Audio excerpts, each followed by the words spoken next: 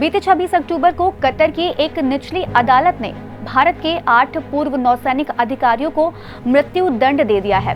वैश्विक media report द्वारा दी गई जानकारी के मुताबिक 30 अगस्त 2022 को इन पूर्व नौसैनिकों पर कथित तौर पर अत्यधिक उन्नत इतालवी पनडुब्बियों की खरीद से संबंधित कतर के खुफिया कार्यक्रम के बारे में इजराइल को जानकारी प्रदान करने का आरोप है। इस तरह से इन अधिकारियों को इजराइल की जासूसी के मामले में गिरफ्तार किया गया था। हालांकि कतर के अधिकारियों ने जवानों के खिलाफ लगाए गए आरोपों को सार्वजनिक नहीं किया है। गिरफ्तारी के बाद से भारत की ओर से लगातार इन्हें छुड़ाए जाने के प्रयास जारी थे।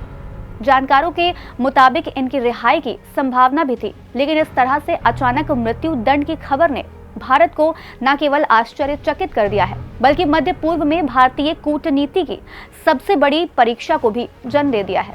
आपको बता दें कि ये बंदी बनाए गए जवान कतर में स्थित अल दहारा कंपनी में काम करते थे। अल दहारा सबमरीन प्रोग्राम में कतर नेवी के लिए काम कर रही थी। इस प्रोग्राम का मकसद रडार से बचने वाले हाईटेक इतालवी तकनीक पर आधारित सबमरीन हासिल करना था। हालांकि कंपनी ने कहा था कि वो 31 मई 2022 से कंपनी बंद करने जा रही है। उस समय तक कंपनी में 75 भारतीय नागरिक कर्मचारी थे, जिनमें से ज्यादातर लोग भारतीय नौसेना के पूर्व अधिकारी थे। इन्हें में गिरफ्तार किए गए 8 भारतीयों के खिलाफ जासूसी का आरोप लगाते हुए मृत्यु दंड दिया गया है।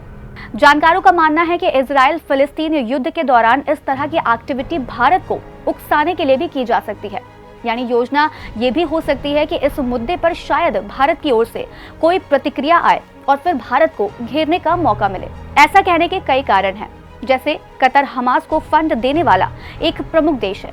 साथ ही कतर ही हमास द्वारा बंधक बनाए गए इजरायली लोगों की रिहाई के लिए मध्यस्थ बना है। इसके अलावा कतर पहले गल्फ कॉरपोरेशन काउंसिल का सदस्य भी हुआ करता था, पर अब सऊदी अरब और यूएई से दूर होकर अपनी अलग ही राजनीति चला रहा है।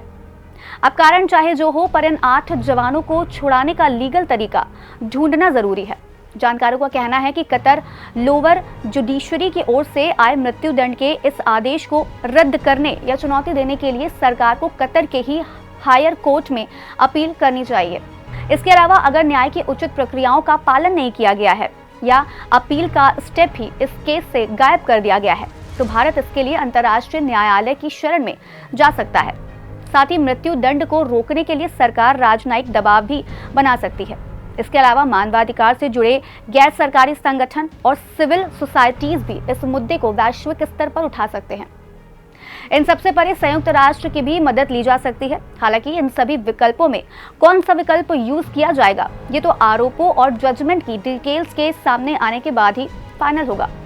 आज कार्यक्रम में इतना ही। हम फिर मिलेंगे कुछ नई जानकारियों के साथ। तब तक के लिए मुझे दीजिए इजाजत। नमस्कार।